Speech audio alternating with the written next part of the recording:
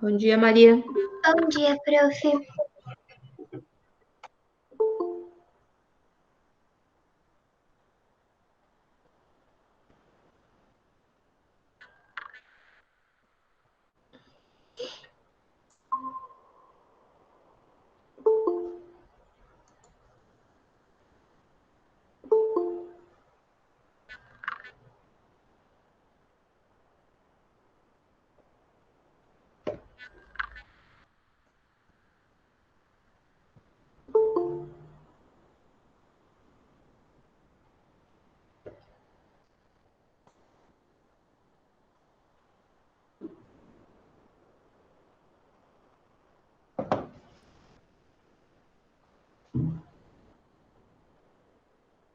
Bom dia, pessoal. Como eu já falei, coloque o nome ali no chat, porque senão vai ficar com falta na aula, tá? Não vou ficar repetindo todo dia a mesma coisa.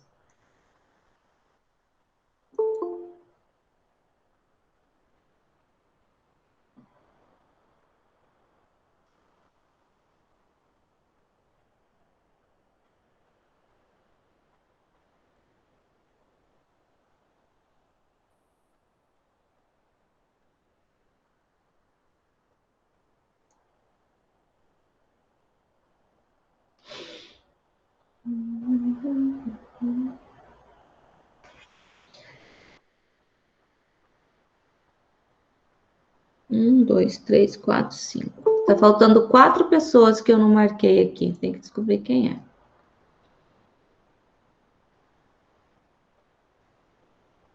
Gabriel Corbari. Bom dia, Gabriel. Bom dia, prof. Tudo bem? Tudo. E com você? Tudo bem. Tudo bom.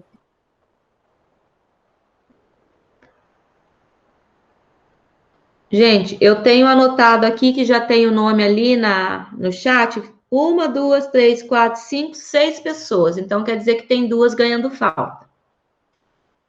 Então, quem não colocou o nome ali, coloca. Sim, Gabriel, já te coloquei. Porque você tem o nome aí, quando aparece, eu sei quem é.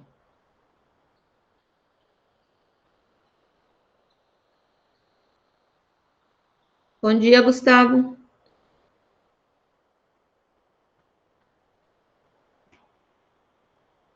Tudo bem?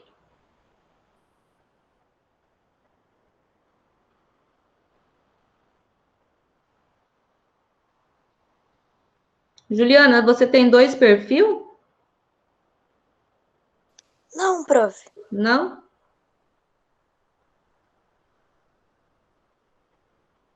É porque tem uma Jujuba aí que eu imaginei que pudesse ser um perfil teu também. Já que não é. Não, eu acho que é a Camille. Vamos lá, gente, começar a nossa correção, então, sem muita enrolação. Não é correção hoje ou é correção? Não lembro. Você não tinha passado na outra aula, prof. Ah, não Por passei? causa que daí tinha que explicar outro conteúdo ali das tabelas e Então, tá gráficos. bom.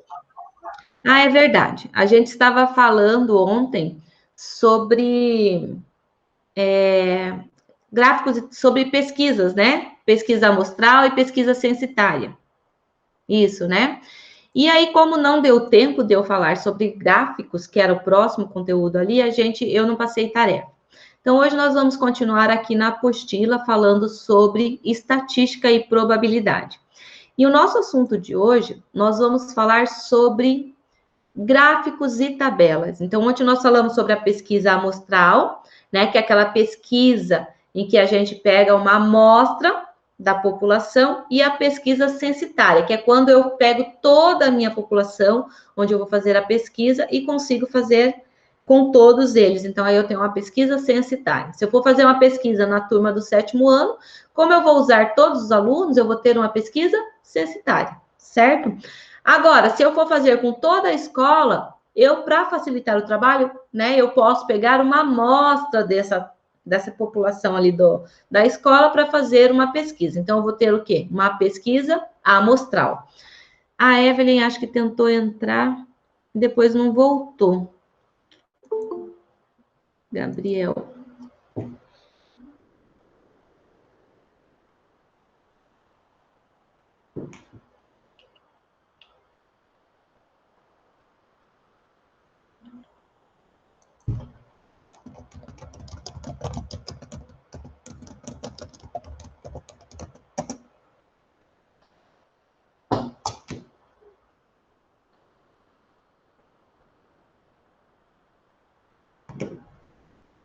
Então, gente, dando sequência no nosso conteúdo, a gente vai falar hoje um pouquinho sobre gráficos e tabelas, que são instrumentos, vamos dizer assim, que são métodos pelos quais a estatística usa para fazer a apresentação dos dados, depois que esses dados são coletados, lá depois de uma pesquisa feita, esses dados são coletados, são analisados, né, interpretados e organizado. E essa organização, para ser apresentada depois para aquele público que realmente interessa, é o quê?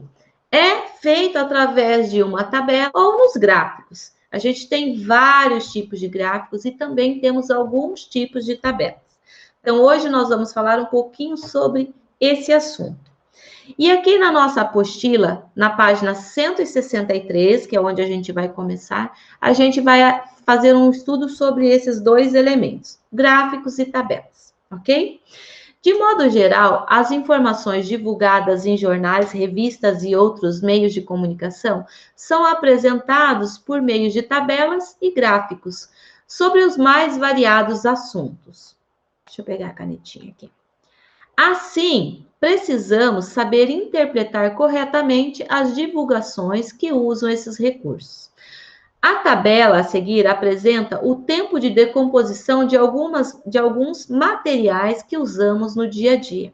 Então, é bem interessante aqui. Então, gente, o que uma tabela precisa ter? O que eu preciso saber observar nessa tabela? Então, a tabela, quando eu vou construir, a primeira coisa que eu tenho que ter, né, a minha pesquisa, já com os dados interpretados para serem só transferidos para essa tabela. Esses dados têm que ser transferidos de forma clara, né, para que eu possa, a pessoa que eu tenho objetivo que vai ver essa tabela, que vai olhar essa tabela, que ela compreenda o que está escrito nessa tabela. Está sendo representado ali. Então, a primeira coisa que essa minha tabela tem que ter, uma organização, né, uma coisa assim bem limpa, organizada, né, de forma clara, e para isso ela tem que ter o quê? Um nome. Eu tenho que dar um título para essa minha tabela, que seja um título claro, simples e que esteja se referindo ao assunto que eu vou estar tratando nela. Então, por exemplo, aqui, ó, a nossa tabela tem lá tempo de decomposição de alguns materiais. Então, quando eu leio isso aqui, eu já sei que vai estar falando sobre o quê? Sobre a decomposição de certos materiais que a gente usa no nosso dia a dia. Então, o primeiro passo é ter o quê? Um título bem claro e simples. Nada muito complicado, ok? Outra coisa que a gente precisa ter e que é muito importante é a fonte. É onde eu pesquisei esses meus dados, de onde eu retirei esses dados para serem apresentados. Para que eu tenha o quê? Que a pessoa que vai ler, ela esteja certa que aquele dado, ele é verdadeiro, ele não é mentiroso, não é um dado enganoso. Ele é confiável, que ela pode confiar naquilo que está escrito nessa minha tabela. Então, essas duas coisas são muito importantes quando a gente vai analisar uma tabela. É olhar se tem um título, né, para facilitar, para que quando eu olho eu já sei sobre o que vai falar, e a fonte, para que essa informação que eu estou analisando, que eu estou lendo, tenha credibilidade, ok? Então, vamos lá. Então, nós temos aqui na nossa primeira coluna da nossa tabela o material e na segunda coluna, nós temos o tempo de decomposição. Então, diz assim, vidros, baterias de celular, peças de computador, mais ou menos, levam um tempo para decompor de 1000 anos. Sacolas plásticas, isopor, garrafas PETs, tem aproximadamente um tempo de decomposição entre 100 a 1000 anos. Então, dependendo daquele tipo de material que foi usado para fazer cada uma dessas coisas, tá? Embalagem longa-vida, chiclete, embalagem longa-vida é aquelas embalagens de leite que a gente sempre compra a caixinha de leite no mercado. Leite, sucos, então essas são as embalagens longa-vida. E chiclete, de 1 a 100 anos. leva para decompor. Papel, tecido, restos de alimentos, menos de 1 ano. Então, vivenciando os valores. Não descartes materiais na natureza. O futuro do meio ambiente depende de nós. Sempre dependeu, né? Vocês viram ali, né, gente, a questão do tempo da decomposição. Então, nós temos que pensar muito quando a gente vai jogar uma sacolinha de plástico lá no lixo, né, junto com o lixo orgânico, ou quando a gente descarta um copo quebrado de qualquer forma, que é vidro, ou a pilha, uma bateria de celular, uma peça do computador. Olha quanto tempo demora para sair da natureza, né? A organização da tabela em linhas e colunas facilita a interpretação da informação. Então, por isso que a gente usa colunas e linhas para representar cada dado. O gráfico de barras a seguir apresenta os times de futebol preferidos pelos brasileiros. Agora que a gente já vai falar de gráfico. O gráfico é outro elemento utilizado na estatística para facilitar. Inclusive, eu acredito que ele seja mais fácil a interpretação do que você olhar em uma tabela, tá? Então, eu posso pegar os dados de uma tabela e transpor para um gráfico, né? E representar na forma gráfica.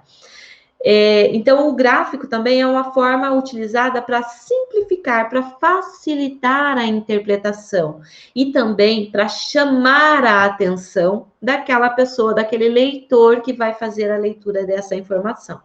Então, é um instrumento, né, um elemento estatístico que tem a função de atrair a atenção do leitor e facilitar a compreensão, de acordo com a disposição que os dados são colocados.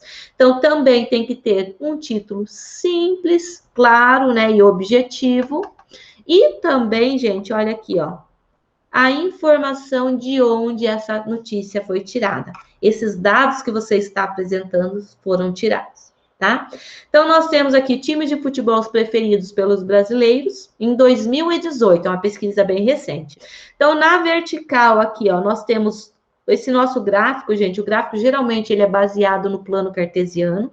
Então, ele é composto basicamente de 2 eixos, né? Um eixo que a gente tem na vertical, que você vai representar uma das suas grandezas, e o outro eixo na horizontal, que você representa outra grandeza que você está trabalhando ali no seu gráfico, nas suas análises, tá? Uma variável, vamos chamar de variáveis, né? Variáveis 1 e variável 2. Então, nós temos aqui os times, os nomes dos times, e aqui nós temos o percentual da população que foi entrevistada que gosta de determinado time. Então, nós temos nenhum time, 22% da população pesquisada, outros times, 24%, e os mais votados foram Flamengo com 18%, Corinthians com 14%, São Paulo com 8%, Palmeiras com 6%, Vasco da Gama com 4% e Cruzeiro com 4%. Então, esses foram os times mais votados feito nessa pesquisa com os brasileiros sobre a preferência do time. Essa pesquisa, vocês acham que foi uma pesquisa censitária ou uma pesquisa amostral? Foi feita com toda a população brasileira ou foi feita com uma parte da população? Eu acho que foi amostral, porque se fosse fazer com toda a população brasileira, não ia ter como, é muita É gente. inviável, né, Maria? Exatamente. Então, essa aqui ó, é uma pesquisa, com certeza, feita por amostra, né? Por amostragem. Então, essa é uma pesquisa amostral. Então, aqui, ó, quando as barras estão na vertical, é uma curiosidade, aqui estão na horizontal, certo? Esse gráfico também é chamado de gráfico de colunas. Então, a gente fala gráfico de barras, que seria esse aqui, né? Ou gráfico de colunas, que é quando as barras estão assim, ó, na vertical. Mas não é errado, tá? Falar colunas e barras aqui também não é errado, tá bom? Então, vamos lá. Nesse gráfico, é possível identificar facilmente o maior e o menor valor percentual. Então, qual que é o maior, o time que tem maior preferência entre os brasileiros? A gente consegue ver facilmente que é quem? Que é o Flamengo, com 18%. E quem é o que tem menor? No caso aqui, a gente tem 2, né? Vamos dizer assim, representados aqui, tá, gente? Os que foram citados, né? Então, nós temos aqui o Vasco da Gama e o Cruzeiro com menor porcentagem, que é 4%. Então, o gráfico de colunas ou de barras, ele tem esta característica de ser fácil, de fácil visualização, você ver quem teve a maior pontuação, vamos dizer assim, o dado que teve maior índice de votação para o que teve menor. Então, você consegue ver bem claro essa diferença entre um dado e outro. Nesse caso aqui, a opção de voto. É super simples para a gente analisar quem foi o maior votado e quem foi o menor, certo? Claro, excluindo aqui esses dois itens, ok? Então, aqui é o gráfico de barras. Além do gráfico de barras, a gente tem outros gráficos bastante utilizados, que são os gráficos de linha. E o gráfico de linha é geralmente muito utilizado quando a gente quer representar quando um evento ocorre em um determinado percurso, um determinado tempo, sabe? Ele vai decorrer em um período de tempo. Por exemplo, quando a gente vai analisar eleições lá, as intenções de votos de os candidatos de acordo com um determinado período de tempo. Então, na primeira semana, na segunda, na terceira e na quarta. Geralmente, eles usam um gráfico de linha para ver como que foi, né, a trajetória do candidato A naquele período que vai ser analisado. Por exemplo, no período de um mês. Então, ele começou lá com 40 pontos, baixou para 20, depois foi para 30, e assim vai variando. Então, o gráfico de linhas é o mais recomendado. Sempre que eu vou analisar algo cronologicamente, o gráfico de linha acaba sendo um gráfico bastante utilizado, porque a gente consegue analisar, de acordo com os traços que as suas linhas vão tendo, o que aconteceu, né? Na Bolsa de Valores, por exemplo, o gráfico mais utilizado é o gráfico de linhas, porque a gente consegue ver quando teve alta, quando teve baixa, né? Quando teve uma queda, como eles falam, e assim por diante. Então, o gráfico de linha a seguir apresenta o consumo anual, olha o que a prof falou, é cronológico, ó, vai observar em um período de um ano, né? É anual de refrigerantes por pessoas no Brasil, em litros, nos anos de 2011 a 2016. Então, aqui a gente tem ó, o consumo anual de refrigerante por pessoas no Brasil de 2011 e 2016, ó, o tempo de 2011 a 2016, é cronológico. Também, como a prof falou, é formado por dois eixos, nos quais a gente vai dispor as nossas variáveis. Aqui nós temos o consumo por pessoa em litros, e aqui nós temos os anos que nós estamos considerando. Gente, quando eu vou fazer um gráfico, a gente usa uma escala, tá? Para determinar, no caso aqui, para determinar a variável consumo por litro, por pessoa. Então, foi usado aqui de quanto? De 10 em 10 litros. Só tem um detalhe, do 0 ao 60, eu tenho um intervalo maior, né? Esse intervalo está representando 10 litros aqui do segundo para o terceiro dado, é maior que 60. Por isso tem esses dois risquinhos aqui, tá? Para dizer que esse intervalo é maior que 60, não. É maior que 10, tá? Então, isso aqui representa uma quantidade maior do que está representando nas outras linhas do meu gráfico, ok? Nós vamos ter que, em 2011, cada pessoa no Brasil consumia quanto? 87,2 litros em média. Em 2012, 86 litros em média.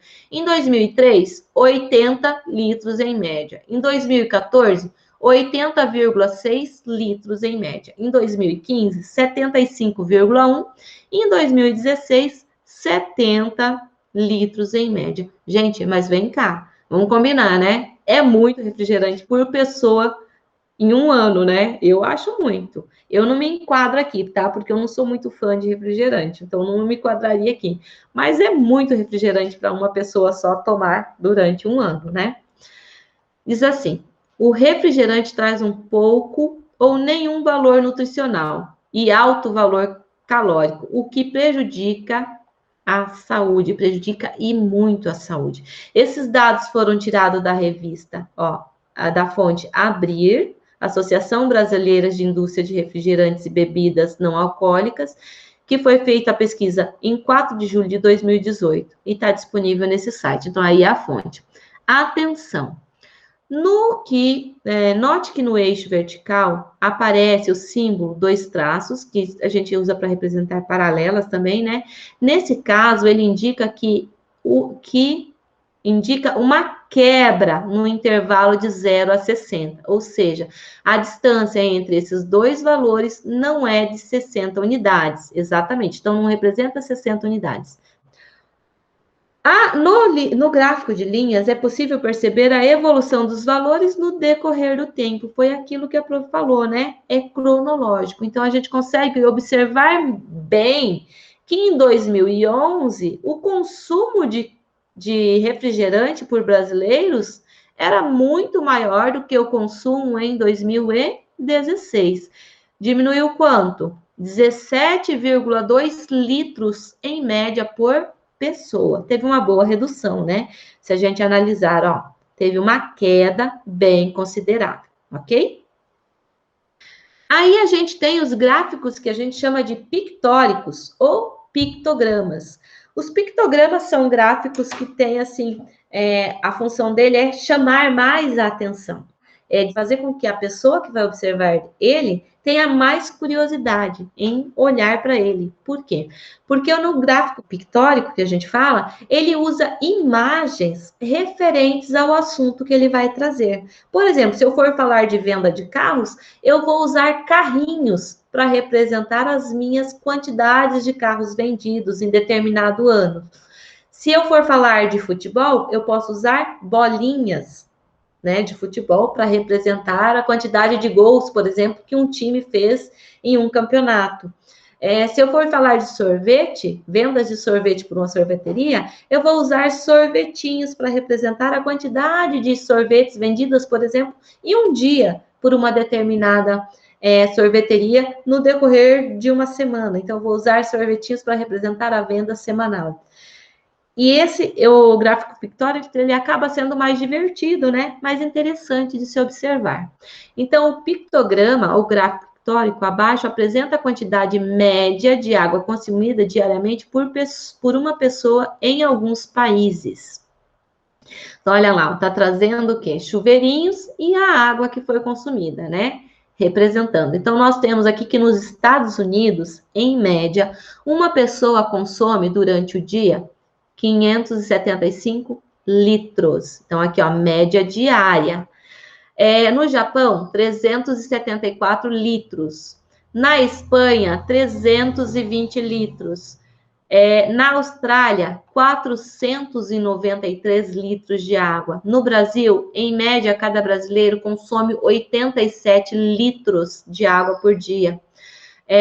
Na Itália, 386 litros e no Peru, 173 litros de água diária. Lembrando, gente, esse consumo de água aqui tá entrando água para tomar banho, água para fazer a higiene pessoal, né, escovar dente, coisa e tal, água para alimentação e água que é ingerida, tá? O que você ingere também. Então, tudo isso está contabilizado dentro dessas estatísticas, dessa quantidade que foi colocada aqui. Então, as informações são apresentadas de modos mais atraentes em um pictograma. Foi aquilo que a prof falou, né? Para chamar maior atenção do público leitor. E também, gente, é bem autoexplicativo, né? Você olha aqui, gotas de água, vai se referir ao quê? Vai estar falando o quê? Vai estar falando de água, né? Então, ele é autoexplicativo. Por exemplo, quando eu vou falar de futebol, se aparecer uma bola de futebol, quando você olhar, você vai falar, isso aí vai falar, esse gráfico está falando alguma coisa sobre futebol. Ou se aparecer flor, está falando o quê? Está falando sobre floricultura, né? Alguma coisa assim. Então, ele é autoexplicativo, tá? Um gráfico, quando ele é um pictograma. Aí nós temos aqui, as tabelas, os gráficos e os pictogramas devem apresentar um título que resume o tipo de informação apresentada e uma fonte, informando de onde vieram os dados, ok? Então, como a prof já falou tudo isso aí para vocês. Então, importantíssimo ter fonte e um título, né? Bem simples e autoexplicativo, se referindo sempre ao assunto que você vai tratar no seu gráfico ou na sua tabela. Como que eu vou colocar lá? Só assim, alunos do 7º ano numa tabela, ou título, alunos do 7º ano. E vou falar sobre os votos dos alunos, a intenção de votos dos alunos para o líder da sala. Se a pessoa ler só lá, alunos do 7º ano, ele vai saber o que está se referindo àquela tabela? Não, é do 7º ano, mas não sabe em relação ao quê? Então, tem que colocar lá, intenção de votos dos alunos do 7º ano para o líder da sala. Pronto, aí sim eu consigo saber sobre o que a minha tabela está falando. Vou ler o título, quando eu olhar ali, quem tem maior quantidade de votos, eu sei que vai ser quem? O meu líder. E assim por diante, ok? Então, gente, o que nós tínhamos para nossa aulinha de hoje era isso. Aqui agora vem as tarefinhas, se eu não me engano. Deixa eu ver. Isso. Então, alguma dúvida sobre isso que a prof falou? Sim, não? Não. Não? Tranquilo? Então, tá. Então, a tarefinha de vocês para hoje, gente, vai ser a página 165 e a página 166. É só a interpretaçãozinha, tá? Do gráfico e tabela. Não tem muito, assim, muito segredo para fazer. É análise e interpretação, tá bom? Deixa eu só pegar aqui, que eu acho que eu trouxe uma mensagem para vocês. Daí eu já vou liberar vocês para o intervalo. Então, a nossa mensagem de hoje lá, a tarefa 165, 166, como a prof falou. E a nossa mensagem do dia é o seguinte: faça do impossível possível. Só você consegue fazer isso. Só você consegue transformar aquilo que é impossível para você em possível. De que maneira? Tentando, nunca desistindo, ok? Galerinha, bom dia para vocês, bom final de aula e até amanhã. Beijos, tchau. Tchau, prof. Até amanhã. Tchau, até amanhã. Beijo, prof. Até amanhã. Beijo, tchau, até amanhã.